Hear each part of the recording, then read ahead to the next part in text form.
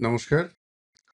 আমার কিডনি কতটা ভালো আছে এটা জানবার জন্য how frequently I should test myself, এই প্রশ্নটা আমাকে একজন করলেন।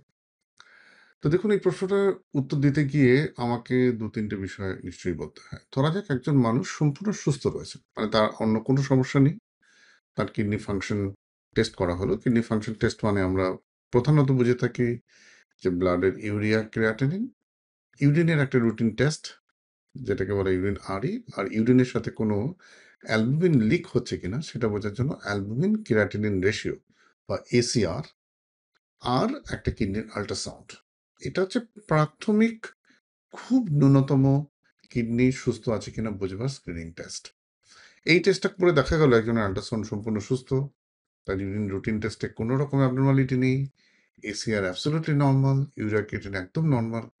এই যদি মানুষটা থাকে এবং তার যে অসুখে কিডনির অসুখ হতে পারে, যেমন ধরুন ডায়াবেটিস, হাইপারটেনশন, এগুলো যদি না থাকে, তাহলে বছরে একবার এই টেস্টটা করাটাই কিন্তু তার জন্য মানে অ্যাডভাইসেবল। মানে আমরা রেকমেন্ড করি এভরি বার্থডে, আপনার জন্মদিনের দিন আপনি এই টেস্টগুলো করে দেখে নিন যে আপনার কিডনির সুস্থতা কতটা রয়েছে।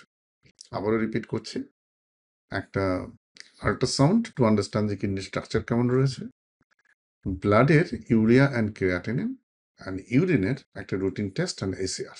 তো এই কটা টেস্ট হচ্ছে প্রত্যেকটি মানুষের জন্মদিনে একবার করে করা উচিত, যদি সুস্থ থাকে পরের জন্মদিনে রিপিট করা উচিত। কিন্তু ধরা যাক কারো একজনের ডায়াবেটিস আছে বা হাইপার টেনশন আছে। কেন ডায়াবেটিস অ্যান্ড হাইপার টেনশনকে আমরা গুরুত্ব দিচ্ছি? Because this two disease R considered A potential silent risk factors for developing kidney disease. তো এইরকম একজন মানুষের যদি আমরা টেস্ট করে দেখলাম যে ইউরিয়া ঠিক আছে, ক্রিয়াটিনিন ঠিক আছে, ইউরিনের টেস্ট নর্মাল আছে, আল্ট্রাসাউন্ড ঠিক আছে, কিন্তু তার ডায়াবেটিস আছে, কিন্তু তার হাইপার টেনশন আছে, আমরা রেকমেন্ড করি প্রত্যেক 6 মাসে একবার করে এই টেস্টটা রিপিট করে দেখে নেওয়া। কারণ তাদের তো প্রবণতা রয়েছে কিডনির অসুখ সাইলেন্টলি হওয়ার। যদি আর্লি ডিটেক্ট করতে পারি যে কোনো রকম অ্যাবনর্মালিটি, তাহলে immediately we can take a step. এইবার আসা যাক কারো কিডনির অসুখ হয়েছে এইরকম একটা মানুষ, মানে যার হয়তো ইউরিয়া ক্রিয়াটিনিন বেশি, ইউরিনের সাথে কিছুটা না কিছু পরিমাণ প্রোটিন লিকেজ হচ্ছে, আল্ট্রাসাউন্ডে আমরা দেখতে পাচ্ছি যে কিডনির সাইজ একটু ছোট বা ইকোটেক্সচারে কোনো অ্যাবনর্মালিটি আছে, বা কিডনিতে স্টোন রয়েছে, বা প্রস্টেটের কোনো প্রবলেম রয়েছে। এইরকম অ্যাবনর্মালিটি যাদের রয়েছে, in combination or in isolation or in totality, তাদের ক্ষেত্রে কিডনি ফাংশন প্রত্যেক 3 মাসে কিন্তু চেক করা উচিত। আর those who have very rapidly progressing renal dysfunction, মানে ধরুন এ মাসে ক্রিয়াটিনিন 2, পরের বার চেক করে দেখা গেল 3 হয়ে গেছে, তাদের স্টেবিলিটি অ্যাচিভ করার জন্য কিডনি ফাংশনকে প্রত্যেক মাসে টেস্ট করা উচিত। এবার ধরা যাক আরো কতগুলো বিশেষ সাবসেট, মানে ধরুন যাদের কিডনি ট্রান্সপ্লান্ট হয়েছে। যাদের কিডনি ট্রান্সপ্লান্ট হয়েছে প্রাথমিক 3 মাসে আমরা প্রত্যেক 7 দিন থেকে 15 দিনের অন্তরে ইউরিয়া, ক্রিয়াটিনিন, ইউরিনের আর রুটিন টেস্ট আর কিছু ড্রাগ লেভেল টেস্ট করতে বলি। 3 মাসের পর প্রত্যেক মাসে একবার করে চেক করতে বলা হয়। 1 বছরের পর আমরা 2 মাসে একবার করে চেক করি। সুতরাং frequency of testing varies the underlying condition.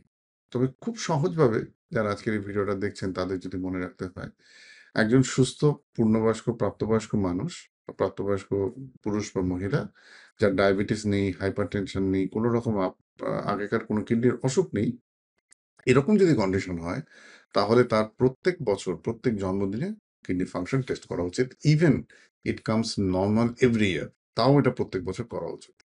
যদি ডায়াবেটিস থাকে, যদি হাইপারটেনশন থাকে, কিন্তু একবার টেস্ট করে আপনি জানেন আপনার কিডনি সুস্থ আছে, এখানেই থেমে থাকা উচিত নয়। Is a continuous process, health is a continuous process, monitoring of health is also a continuous process.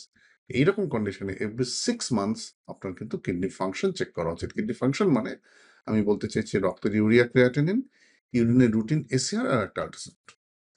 আর যদি আপনার কোনো কিডনির অসুখ থেকে থাকে, সে আর্লি স্টেজ অফ সিকেডি হোক, অ্যাডভান্স স্টেজ অফ সিকেডি হোক, এই ক্ষেত্রে frequency of test should be decided by your doctor. More or less যাদের ক্ষেত্রে মোটামুটি স্টেবল সিকেডি, তারা প্রত্যেক 3 মাস চেক করলে এনাফ।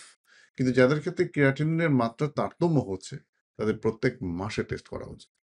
আর যাদের ডায়ালিসিস চলছে বা যাদের কিডনি ট্রান্সপ্লান্ট হয়েছে, তাদের ক্ষেত্রে আমরা রেকমেন্ড করি প্রত্যেকগুলো টেস্টের কতগুলো নির্দিষ্ট পদ্ধতি রয়েছে। ট্রান্সপ্লান্টের প্রথম 3 মাসে একরকম ফ্রিকোয়েন্সি, 3 মাসের থেকে 1 বছর অবধি একটা ফ্রিকোয়েন্সি, 1 বছরের পর ডিফারেন্ট ফ্রিকোয়েন্সিতে টেস্ট করতে হয়। এইটা মনে হয় যারা ট্রান্সপ্লান্ট হলো বা যাদের ডায়ালিসিস হচ্ছে তারা ডিরেক্টলি নেফ্রোলজিস্টের টাচে থাকেন। It is better to decided by the condition by the treating physicians. Rest of the people can take this decision listening this video. ভালো থাকুন, সুস্থ থাকুন। আশা করি আপনার এই যে ছোট্ট তথ্যটা যেটা আমরা প্রয়োগ করলাম, এটা প্রত্যেকের কাজে লাগবে। একটা জিনিস মনে রাখা আবার ভালো, যদি বাড়িতে কারো কিডনির অসুখ থেকে থাকে বা না থেকে থাকে, তাহলেও কিন্তু আমাদের সকলের এভরি বার্থডে একবার করে কিডনি ফাংশন চেক করা উচিত। কেন জানেন?